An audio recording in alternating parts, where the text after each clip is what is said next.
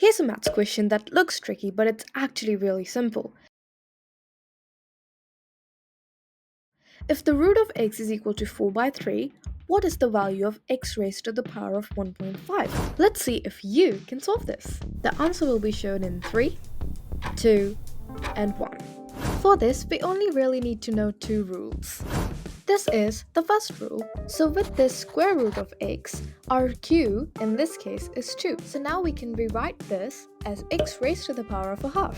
So now this means that x raised to the power of a half is equal to 4 over 3.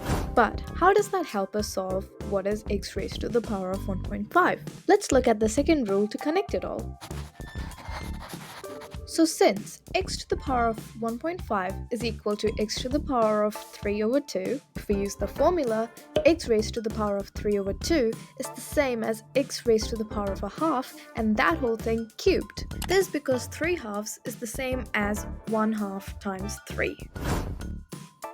So if x to the power of a half is equal to 4 thirds, then x to the power of a half cubed is equal to 4 thirds cubed.